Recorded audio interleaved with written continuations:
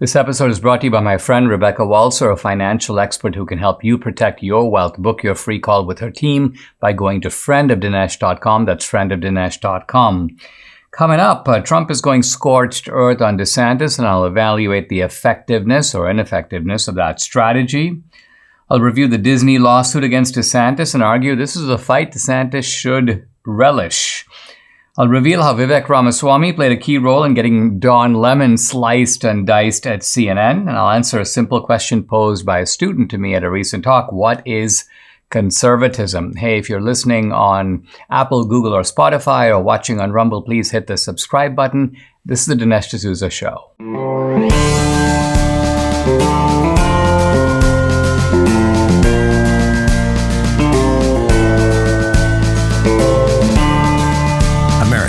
Needs this voice. The times are crazy. In a time of confusion, division, and lies, we need a brave voice of reason, understanding, and truth. This is the Dinesh D'Souza Podcast. Trump is going scorched earth on DeSantis. It seems like when I look at Trump's feed on Truth Social, every single day, he's pummeling DeSantis.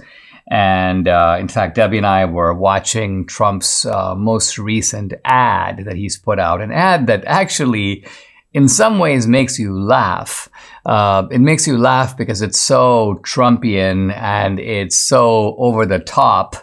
And the basic theme of the ad is that Trump created DeSantis. So DeSantis was this kind of absolute nobody. Get the impression he was just some guy on the street who decided to sort of run for governor. He had absolutely no chance in the Republican primary, let alone in the governor's race. Then to the rescue rides in Trump. Trump basically anoints DeSantis, and then DeSantis has a glowing future. So Trump's point is that this guy who's claiming to be this kind of better alternative to me is none other than, you may say, my political offspring. So it's a condescending ad and a little demeaning, of course, to DeSantis. But it also makes you laugh because it's like, wait a minute. I mean, this may be true. Trump is from a generation earlier than DeSantis. So no surprise, a lot of people have come up through the Trump movement. Think of it. A lot of people came up through Reagan. Pretty much the entire generation of Republican leaders, from Newt Gingrich to Jack Kemp, so many others, came up through the Reagan Revolution. And so this is something actually Trump should be proud of, but not in the negative sense of bashing those people and saying, hey, guys, listen, you would have been nowhere because of me. It would be more appropriate for Trump to say really the opposite. I'm proud of DeSantis. I'm actually glad that he's gone on to do a good job in Florida. Now, listen, Trump can make the case and should make the case that, look, I was cheated out of the 2020 election. I did a really good job. I've sort of earned the right to be reelected, and Biden is absolutely horrible. And I know how to fix the things. I've actually learned some things while I was in the White House. No one has that kind of experience. I have a full understanding of how deep the so-called deep state goes. I know how to root it out. So I'm sort of paving the way for the next generation of leaders to take over after my turn. But this is not the case that Trump is actually making.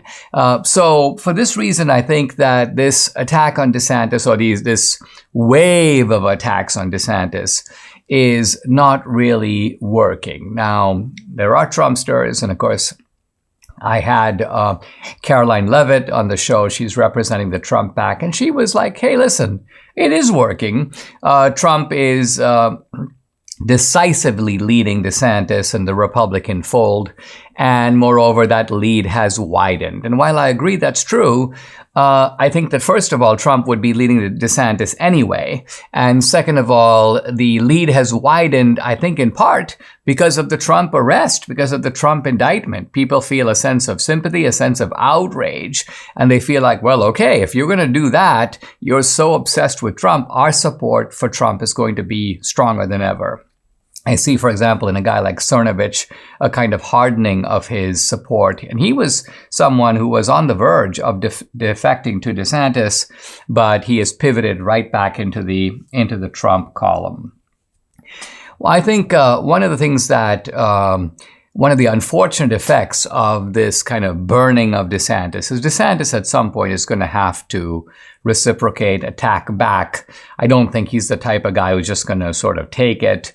And that creates a lot of acrimony on the Republican side. Why? Because the ordinary Republican, me included, Debbie included, we like Trump and we like DeSantis. So we don't want to see this kind of, it's not that we don't want to see rivalry. It's not that we don't want to see competition. It's not that we don't want to see policy debate. But this kind of strafing of the other guy, I think, is regrettable coming from either side. And of course, when DeSantis does it, and he's, I think, going to do it, is he's going to say, well, I didn't start it. I was just being the governor, being in my second term, and then along comes Trump, and he keeps attacking me every day. So what do you expect me to do? And in that sense, he would have a point. One of the observations Debbie made the other day, which I think is very valid, is she's like, look, this is also a way for Trump to make enemies. And an enemy here is different than someone who's merely a rival. Think, for example, I think back to 1980, Reagan standing up on the podium. There were like 7 other rivals in New Hampshire. All wanted, of course, to be president, Bush, George H.W. Bush included. And Reagan sparred with all of them, but he never alienated any of them to the point where he couldn't call them up, where he couldn't bring them into the administration. Of course, George H.W. Bush was the second greatest vote getter, and he ended up being the vice presidential nominee. So this is actually the model. I think this is the case. There are some cases in which perhaps Trump has got a new formula that Reagan didn't have, at least Reagan didn't have applicable to our time.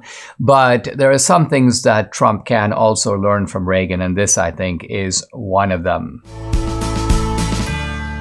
Debbie and I made a New Year's resolution to lose weight, and thankfully, PhD Weight Loss came to the rescue. We started the PhD Weight Loss and Nutrition program 12 weeks ago. Debbie has already lost 17 pounds, and I'm down 24 pounds. Wow.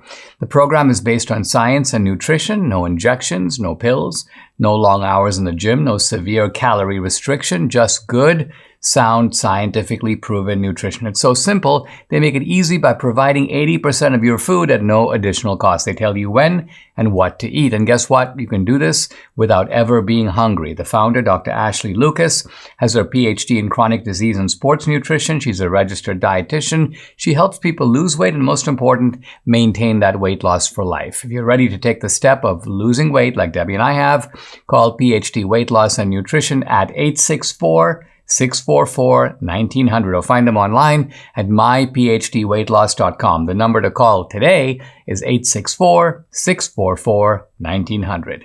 Ron DeSantis is in Israel right now. Seems to be on a kind of globe-trotting expedition. And I don't know the exact purpose of it, but the kind of obvious purpose to infer is that he wants to show that there is a foreign policy dimension. Think of it. You're the governor of a state. You're the CEO of that state. But that means you're dealing with domestic issues. In fact, even issues like immigration are somewhat outside of your control. Not entirely, but that's a federal matter.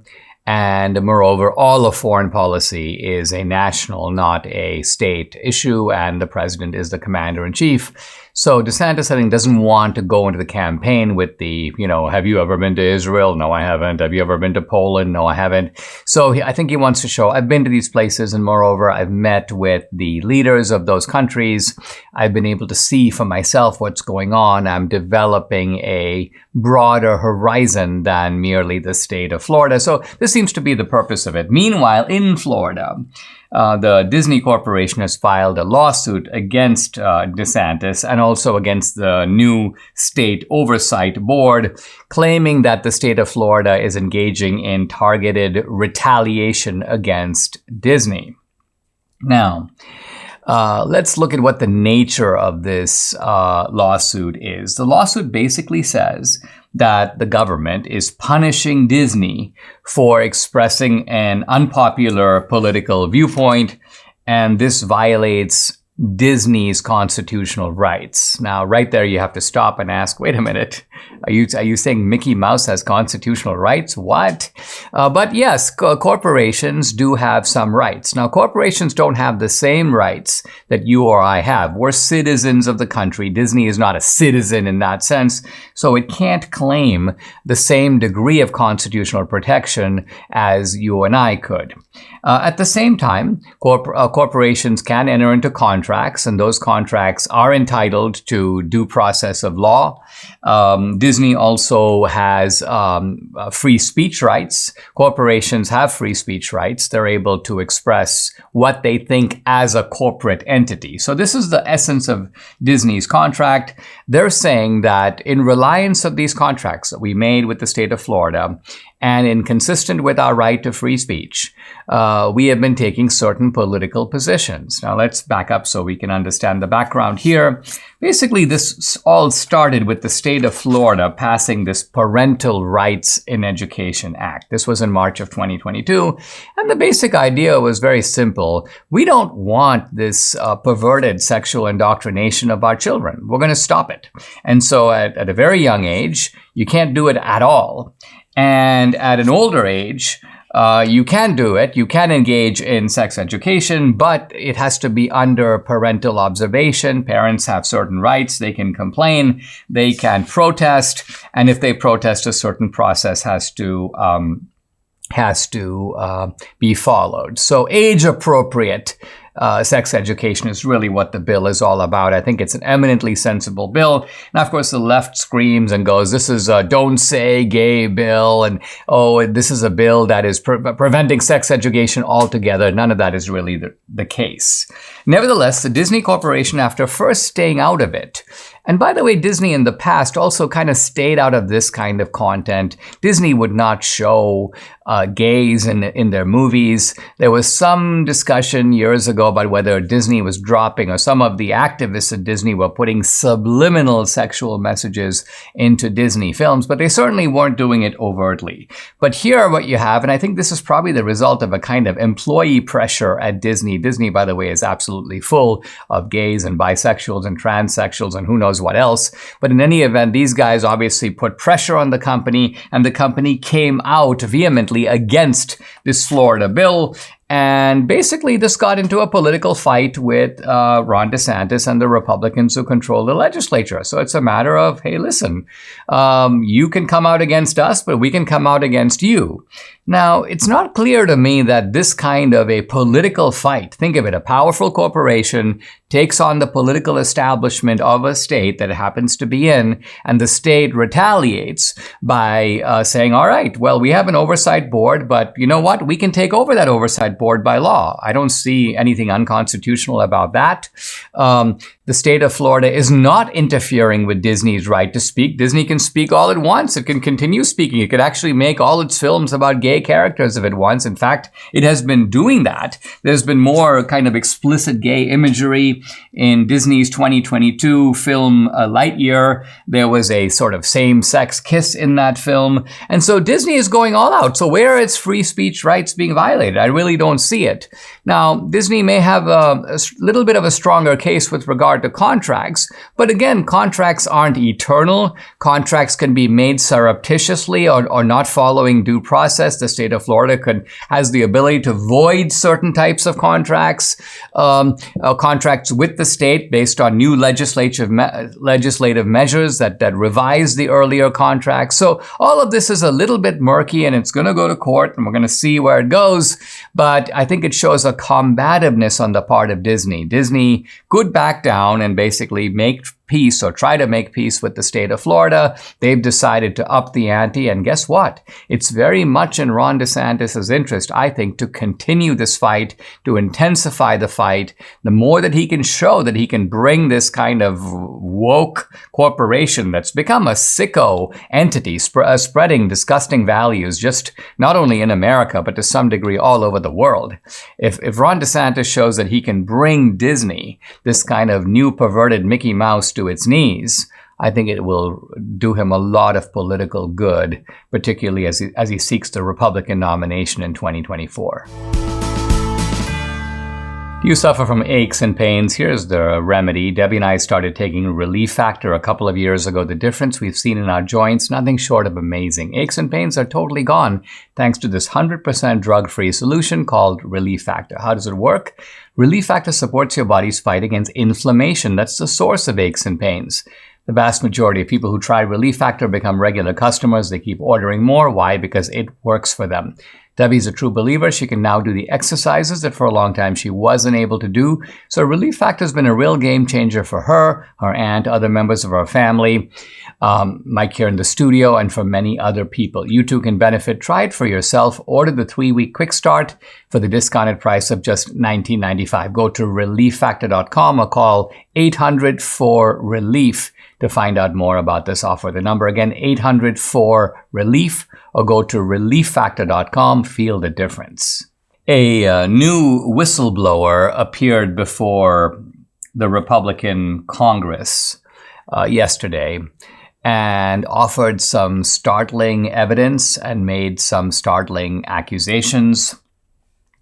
And her name is Tara Lee Rodas, Rodas. And she testified before the House Judiciary Committee. The issue was immigration. And we know and have known for some time about the porous border. We know about the Biden administration shenanigans, the willing cooperation with cartels, the gangs coming over into this country, the drugs coming over, the sex trafficking that can occur with the migrants themselves. And all of this is just repulsive, and why the Republican House has not already begun impeachment proceedings of Mayorkas is beyond me. This is where Republicans tend to be kind of straight-laced. They like, well, how has Mayorkas violated the law? Well, the law is being massively flouted. And the fact that this isn't just Mayorkas, it's just Biden policy, well, who's the representative of that policy? It's Mayorkas. Well, Tara Lee Rodas takes all of this to a new level, where she says that a large number of the migrant children who are coming over, these are the so-called unaccompanied minors. And let's remember that the unaccompanied minors are a key part of the immigration debate. Why? Because the unaccompanied minors are where public sympathy for the illegal migrants is generated. No one has a lot of sympathy for some able-bodied 37-year-old who's coming over. That guy could be a gangster, who knows what. You're talking about able-bodied males who are able, to some degree anyway, to provide for themselves the way the rest of the world does in other countries. But when you're talking about kids coming and they're 5 years old and 7 years old and 9 years old, obviously you feel a sense of human sympathy. And there are people in the country who say, well, maybe we should make some provision, some allowance for these children. And isn't there a way for them to be adopted in this country? Well, as it turns out, this so-called placement of the children has turned out to be a highly dubious business. What do I mean? What do I mean is that the government doesn't really know what to do with all these children. Many times the children are coming with adults who kind of grab the kid and go, yeah, I'm coming over with a kid. And then the moment that they get over the border, they abandon the kid. And the kid is now in the charge of the U.S. government. And the U.S. government wants to sort of, in a very crass way, get rid of these kids. By that I mean put them somewhere. You can't put them, the government doesn't have itself facilities to look after these children.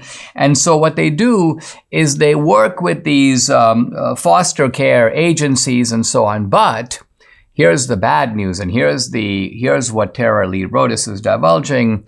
There are all these sex trafficking rings in the United States that have decided here is a kind of easy and ready supply of children that if we just, quote, adopt them, we can then just stick them right into the sex trafficking ring, or we can sell them into child slavery. They'll be put to work without pay, or they'll be used by pedophiles. And so pedophile rings are signing up for the U.S. government's approved kind of foster care program. And the Biden administration, this is the crushing point, is aware of this. It's not exactly a secret. In fact, when Tara Lee Rodas came upon it, she reported it to her superiors and said, look, it's very obvious this is what's going on. We have become the middleman. We have become the broker. We have become the agent of taking innocent children and putting them into sex trafficking rings. We are facilitating this process. We cannot pretend to ignore it. It's going on right in front of us. We have to stop it.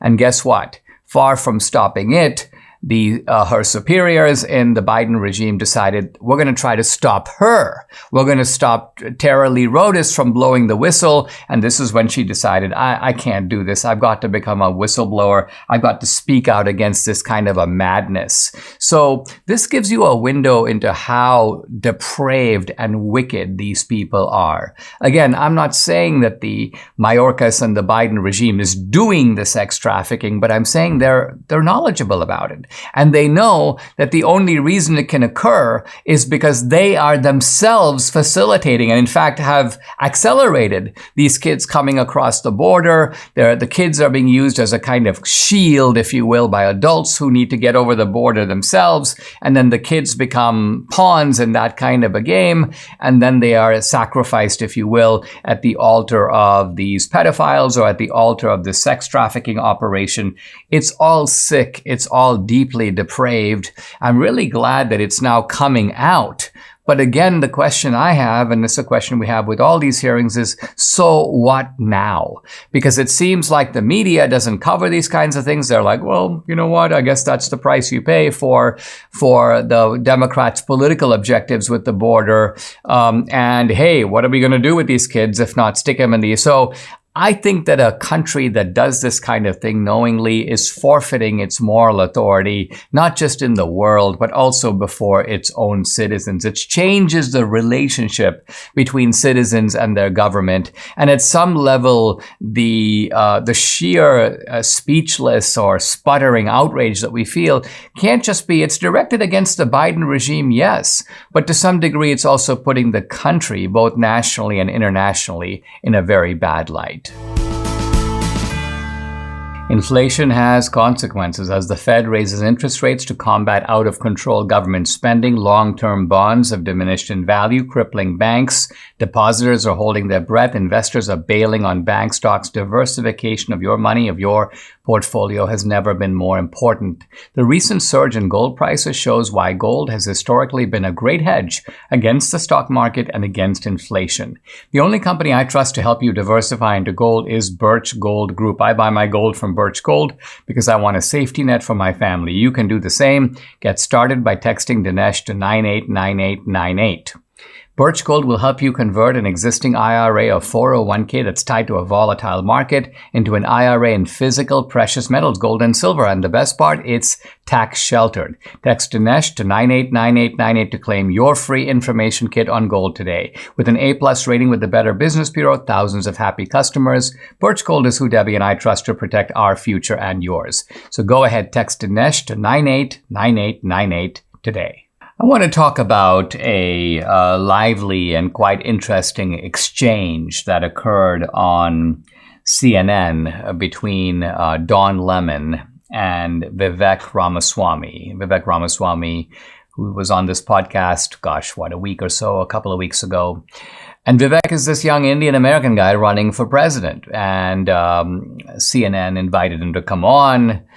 And he got into it with Don Lemon. And the reason I bring this up is for a couple of reasons. Well, one reason is that it looks to be one of the sort of last straws that got Don Lemon fired. And so I want to talk about it from that angle. What happened and what is it about that exchange that caused the CNN people to go, oh, that's it, Don, you're out of here. But then second, I want to do something that very few people have done, and that is to look at what they were arguing about. because that in itself is also interesting. They were discussing the civil rights movement. They were discussing who has a right to speak about civil rights. Is this the special prerogative of blacks? Do Indian Americans get to weigh in? Should Indian Americans just sort of shut up and be grateful that the civil rights movement delivered the goods for them too? So all of this is at issue here. But let's sort of just start with the incident itself, because Lemon was sitting alongside his co-host. This is Poppy Harlow. And something very interesting happened. He got into it with Vivek Ramaswamy, and you can kind of watch the female co-host, Poppy Harlow, kind of her body language as she pulls back and she kind of like pulls up her phone. She begins to look away. You can see she's very clearly signaling to the audience, but also to her CNN bosses, I want no part of this. And she distances herself from her own co-host. And that is the unspoken text of what's going on. Now, evidently, CNN has been trying really hard to get Republicans to come on CNN. You might remember I spoke about this some months ago. Chris Licht, the head of CNN, had been hanging out with in the Republican Senate gallery. He had been talking to Republican senators, and his basic point is, why won't you come on CNN? They go, because we don't trust CNN. He goes, well, why? You should be able to trust CNN. We should be able to ask you fair questions. They're like, we don't get a chance to even give our answer. Well, you should be able to give an answer. Even if CNN is liberal, even if we don't agree with you, you should be able to have your point of view heard. And I think this is something that's quite important to Chris Licht. He doesn't want CNN to be seen, as it has been seen rightly, as a complete Pravda, as a propaganda outlet. I think he's trying to rebalance it slightly anyway, toward the middle. So think about it. They probably can't get any of the major Republicans to go on CNN and say, well, you know what? Here's young Vivek Ramaswamy. He seems game for an argument. He'll do it. And sure enough, Vivek is game. And Vivek is a very glib, fast-talking, smart guy. So he's not afraid of Don Lemon or anybody at CNN for that matter.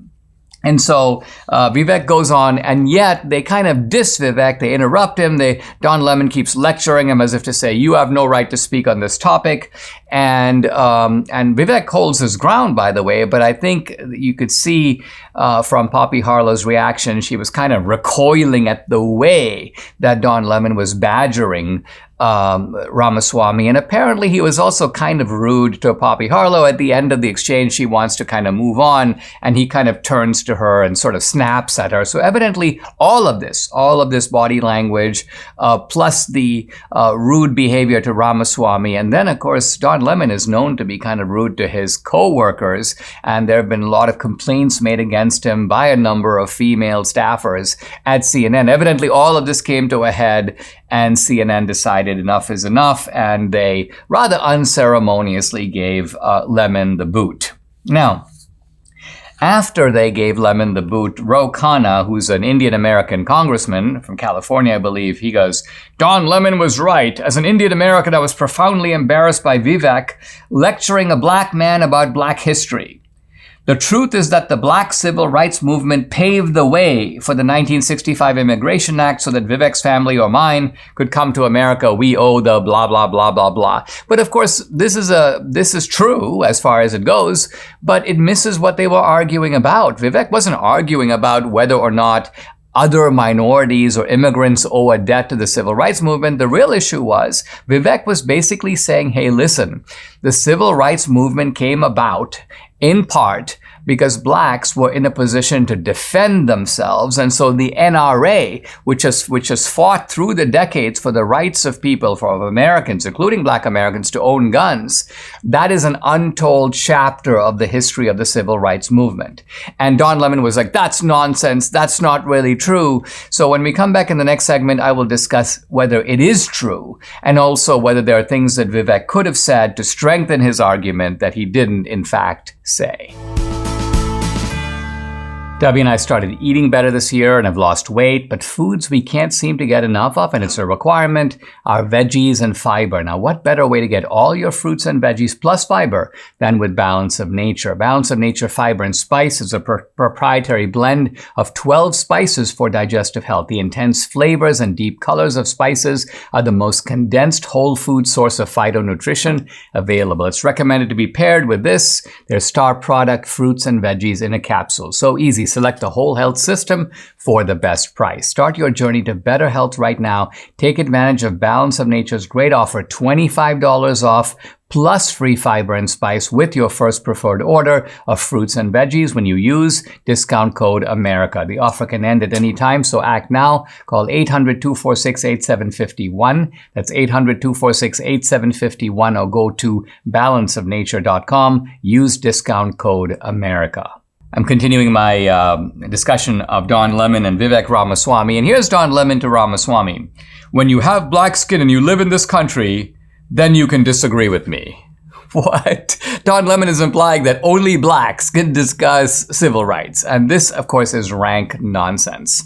The simple truth of it is anyone can discuss civil rights. Now, a black guy can say, well, you haven't lived it like I have. And of course, the answer to that is, well, you haven't lived it either.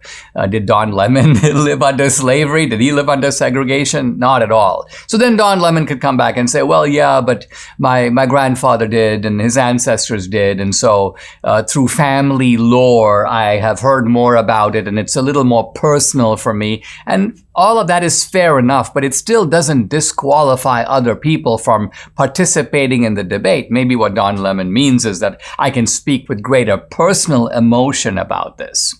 Now, what were they arguing about?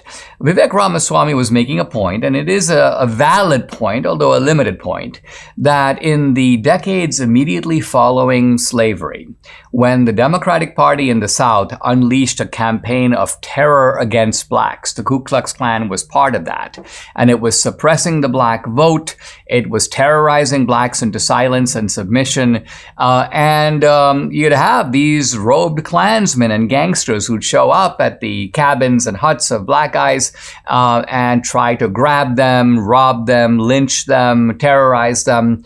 And what was the only ally at that time that blacks had? Well, Vivek's point is it wasn't the cops, because the cops were very often in league with the bad guys, with the gangsters, or they were indifferent, they just stayed away.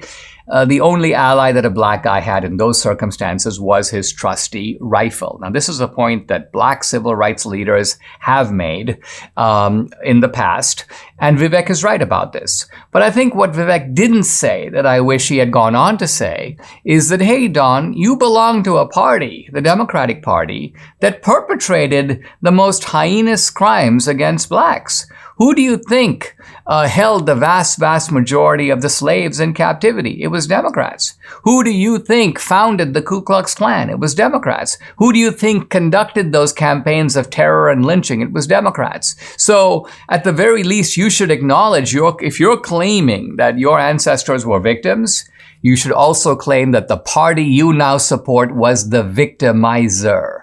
So I texted Vivek after this exchange and I go, hey, Vivek, you need to watch Hillary's America. You need to watch Death of a Nation, because you were right in the points that you made with Lemon, but you could have gone a lot further. You could have dredged up the sordid history of the Democratic Party. Now, again, Don Lemon has a comeback. He could have said, well, the party switched sides, Vivek. And first of all, that's not even true. If you look at the ideology, say, of Abraham Lincoln, his positions in favor of markets, of capitalism, of upward mobility, his nationalism, all of it resonates with what Republicans believe today. Where's the party switch? If the parties had switched, we would believe the opposite things of what Lincoln believed, but in fact, we believe the same things. But even if the parties had somehow mysteriously switched sides, it wouldn't mean that the crimes of the Democrats transfer to the Republicans. It's kind of like saying, you live across the street from me, you had a murder ring in your house and killed 10 people in your basement. Then in some weird transaction, I buy your house and you buy my house. So you move into my house, I move into yours. But it doesn't mean I killed those people. You did. So the fact that we, quote, switch sides doesn't change the historical culpability of who did what to whom. So this is the point I think that Vivek Ramaswamy could have had as a very strong point. And by the way, it's the kind of point that's never heard on CNN. So these kinds of media appearances by Republicans should be seized as an opportunity. Hey, if Chris Licht wants to have me on, I'd be delighted to go on CNN, and I would, make mincemeat of these hosts. I think this is the reason they won't have me on.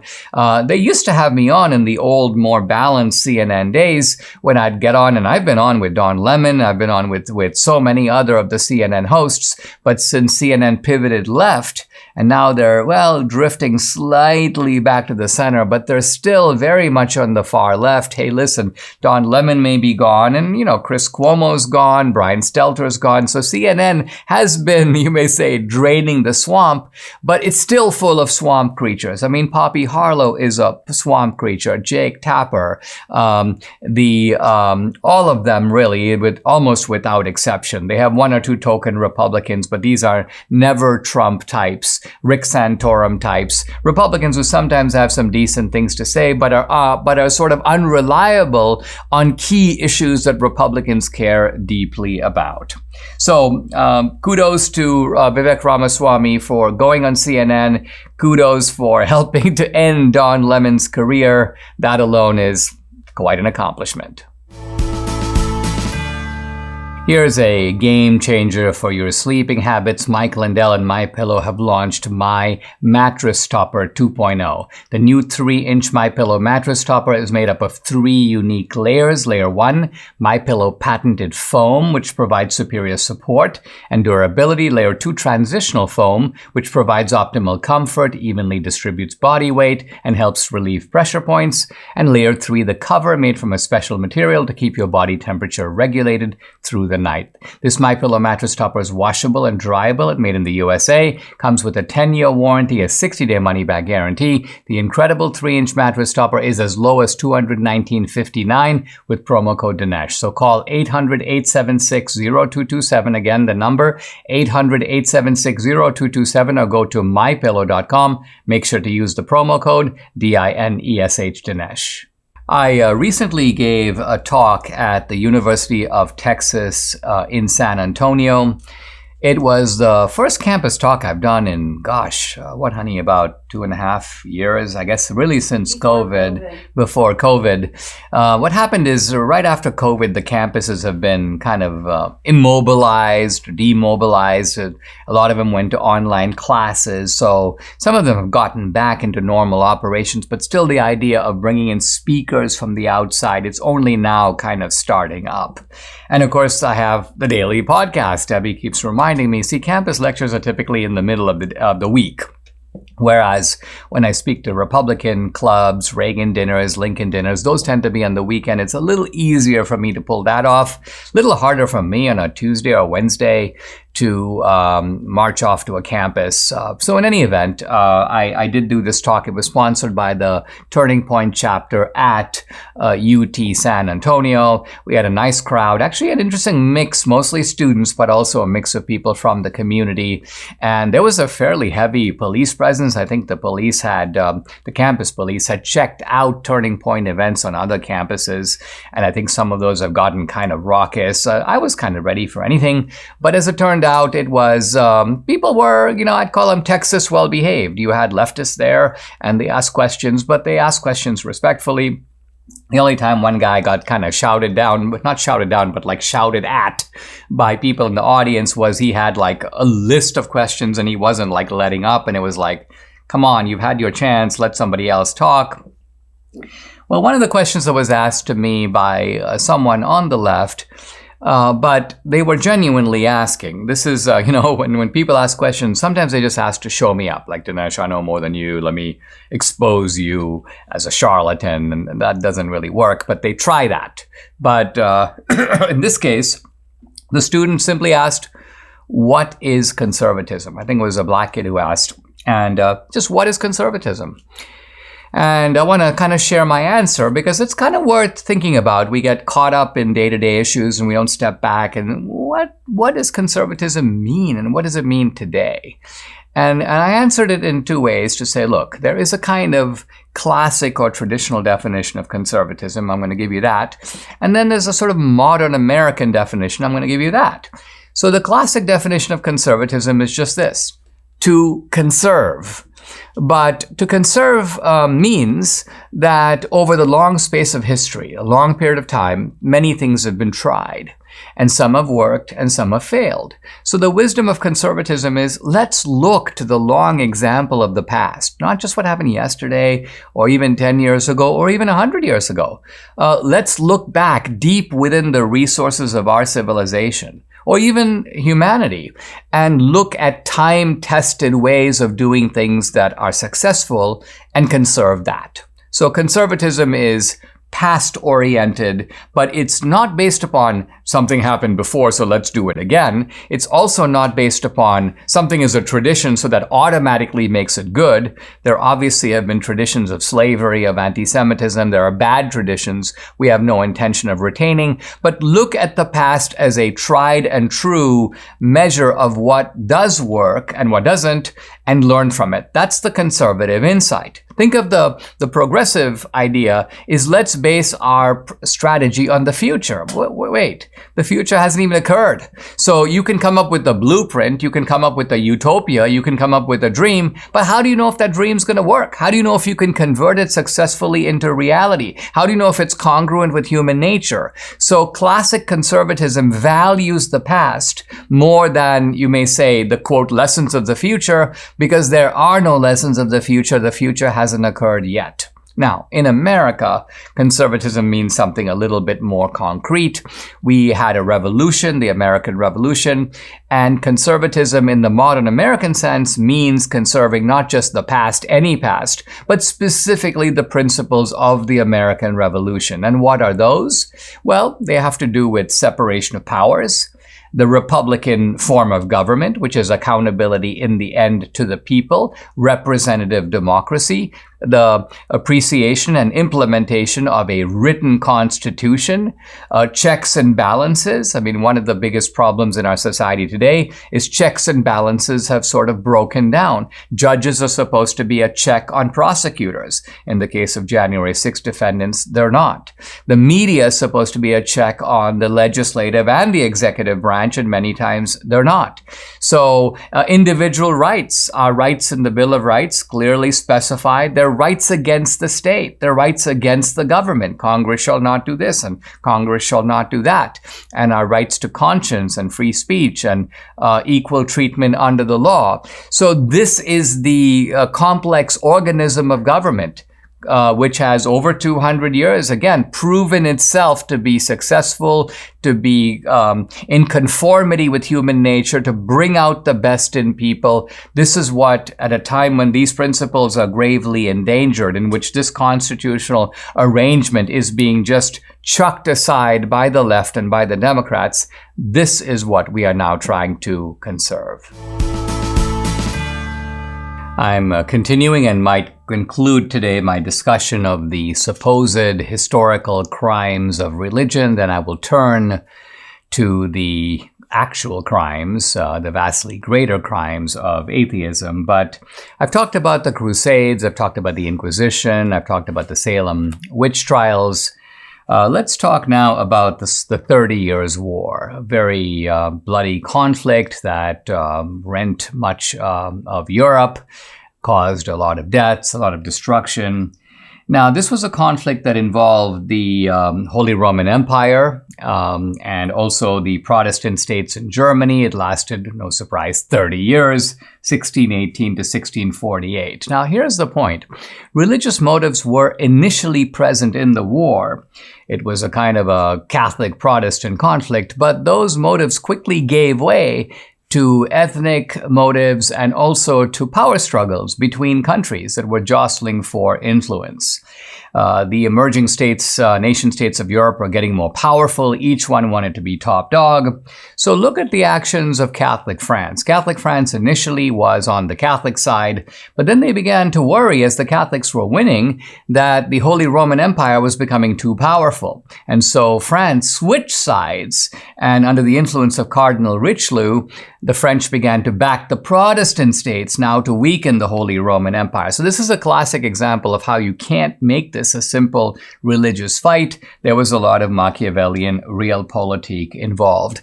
And I think as we look around the world even today, and certainly over the past 30 years, we see that many of the conflicts that are classified as religious are ethnic rivalries. Think about the Israeli-Palestinian conflict. Is it a religious conflict? Well, not really. There's a religious element to it in that Orthodox Jews believe, based on the Bible, God gave us this land. This is theologically assigned to us. So those elements are present. But listen, Zionism, the movement for the preservation of Israel, and I think for most Israelis today, this is a political fight. In fact, the early Zionists were socialists. They were secular people. They didn't come out of the Orthodox wing of Judaism. Similarly, for the Palestinians, the argument is that when the Jews went into the diaspora, there were Muslim farmers who moved in here. This is our land. We've had it for a long time.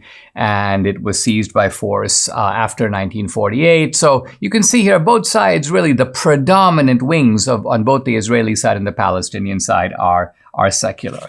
If you look at the conflict in the Balkans, in Northern Ireland, the same thing. Yeah, for a long time we kept reading this is a Catholic-Protestant fight. And again, there's a Catholic-Protestant ethnic element. But you can kind of tell that this is an ethnic conflict. I'll tell you a joke that I heard from all people, Christopher Hitchens. The joke that he tells actually undermines his own argument. He was trying to make the point that the Northern Ireland is a kind of a cesspool of religious conflict. But here's the joke. A guy's walking down the street in Belfast. A gunman jumps out of a doorway, points a gun at him and says, Protestant or Catholic? And the guy goes, I'm an atheist. To which the gunman says, Catholic atheist or Protestant atheist? So this is the joke. And of course, the joke boomerangs on Hitchens for the simple reason that the point of the joke is that religion isn't really the issue. The issue is simply kind of which team do you belong to? It doesn't matter what your convictions are. So this isn't a fight over the Bible or transubstantiation or any kind of point of doctrine. This is a fight about autonomy and power, which group gets to rule over the country. Now, none of this is to deny that religion can't be a source of self-righteousness and that can sometimes lead to persecution. Obviously, historically, we've seen such persecution in the Christian fold. Even today in the Muslim world, violence in the name of religion is a serious problem. But let me conclude this discussion with just a brief vignette from Dostoevsky's The Brothers Karamazov, where Christ himself shows up in front of the Grand Inquisitor. It's the middle of the Inquisition. Christ shows up, and the Inquisitor recognizes Christ, but even though his actions are in the name of Christ, he grabs Christ and puts him into prison. And Dostoevsky's question is, why? And the Grand Inquisitor says, that's because Christ is a peacemaker. He's kind of out of sync with Inquisition ideology, if you will. Here's Jesus in Matthew 7, judge not that you be not judged. For with what judgment you judge, you shall be judged, and with what measure you mete, it shall be measured to you again. So this is the spirit of Christ. It may not have been the spirit of Christians always through the ages, but this is the spirit of the founder and guiding light of Christianity, and it continues to supply a noble standard for a war-weary and violent world.